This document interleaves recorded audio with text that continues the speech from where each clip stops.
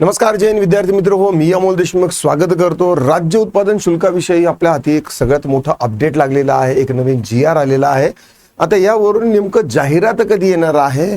Bye the way I apologize की इथं जरा चुकलेला आहे, बट इट्स ऑल राईट।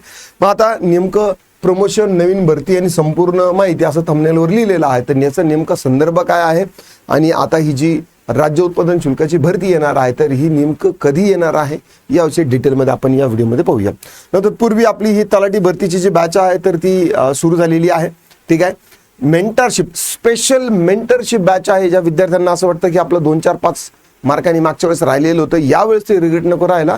माझ्यासारखा जर एक शिक्षक तुमच्यासाठी जर काय म्हणता येईल की भूत बनून जर तुमच्या मागून जर अभ्यास करून घेत असेल तर त्यासाठी नक्कीच तुम्ही ही मेंटरशिप VIP स्टुडंट्सची मेंटरशिप बॅच आहे तर ती तुम्ही जॉईन करू शकता। किंवा तुम्हाला असं वाटलं की येस आपल्याला नॉर्मल बॅच करायची आहे तर नॉर्मली करू शकता, but I strongly recommend you की हीच करा, कारण की यामध्ये सगळं काही प्रीमियम आहे। तसंच आदिवासी विभागाची ही जी भरती आहे तर ही देखील आहे, आणि जसं मी तुम्हाला सांगितलं होतं की ही बॅचची फीस आपण फक्त 500 करणार आहे, तर ती देखील केलेली आहे। येस, तुम्ही ॲप्लिकेशन डाउनलोड करा आपलं ई-स्वयंचं आणि त्यावरून जाऊन तुम्ही बॅच परचेस करू शकता। काही दिक्कत, डाऊट, करी, परेशानी आली 70 66 155 355 या नंबरवरती रिच आउट करू शकता। न आता चला बघूया हा GR आहे माझ्याकडे। हा GR कधीचा आहे? हा GR आहे 30 एप्रिलचा। कधीचा? 30 एप्रिलचा हा GR आहे। 30 एप्रिलचा GR आहे आणि यामध्ये काय सांगितलेलं आहे? राज्य उत्पादन शुल्क काय, एक मिनिट, हा राज्य उत्पादन शुल्क विभागातील दुय्यम निरीक्षक गट क संवर्गातून निरीक्षक गट ब या संवर्गात पदोन्नतीने पदस्थापना करण्याबाबत, म्हणजे गट क मधलं जे दुय्यम निरीक्षक नावाचं जे पद आहे, ठीक आहे, दुय्यम निरीक्षक नावाचं पद आहे, तर ते गट क मधून त्या लोकांना गट ब मध्ये प्रमोशन दिलेलं आहे। या प्रकारचं हे पत्रक आहे। 30 एप्रिलचा GR आहे।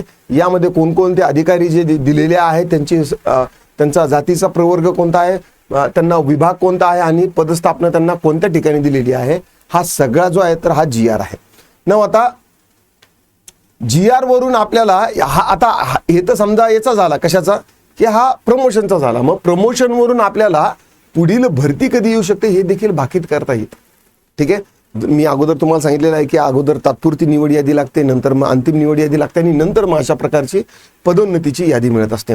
अर्थात आता यांना वित्त विभागाची मान्यता मिळालेली आहे की गट ब मधून गट क मधून गट ब मध्ये जायचं आहे, प्रमोशन व्हायचं आहे, तर लोकांची पगार भरपूर प्रमाणात वाढते, तर त्यामुळे वित्त विभागाची मान्यतेनुसारच नंतर झालेलं असतं।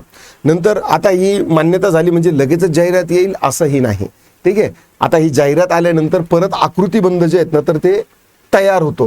बिंदू जे आहेत ना, बिंदूचे फेरफार झालेले असतात, ठीक आहे, बिंदूचे फेरफार झालेले असतात, आकृतीबंध देखील चेंज झालेला असतो। आता जे इतर जाती संवर्गाचे किंवा आरक्षण प्रवर्गाचे लोक आहेत तर त्यांचं जर वरती प्रमोशन झालं असेल तर खालचे जे लोक येणार आहेत तर त्यांनाही त्याच जातीचे त्याच संवर्गाचे घ्यावे लागतात असं नाही। पूर्ण विभागाचा परत एकदा आकृतीबंध जो आहे तर तो तयार होतो आणि नंतरच मग भरती प्रक्रिया जी आहे तर ती सुरुवात होऊ शकते। आशा करतो आता शेवटचं राहिलं की बाबा आता नेमकं सर ही जाहिरात येणार कधी? बघा आता मागची जी भरती आहे तर त्याची 2024ची जी भरती आहे त्याची वेटिंग लिस्ट सध्या चालू आहे सप्टेंबर-ऑक्टोबर पर्यंत। सप्टेंबर-ऑक्टोबरच्या नंतरच मग ही जी जाहिरात आहे तर ही येऊ शकते, कारण की जुनी वेटिंग लिस्ट असल्यावर जाहिरात येत नाही, हे जवळपास आता सगळ्या महाराष्ट्राला समजलेलं आहे। आशा करतो तुम्हाला हा व्हिडिओ आवडला असेल तर लाईक करा, शेअर करा, कमेंटमध्ये तुमचे काही दिक्कत, डाऊट, क्वेरी, परेशानी असतील नोंदवू शकता। आता पुरतं एवढंच, थांबतो, पुन्हा भेटूया, राम राम।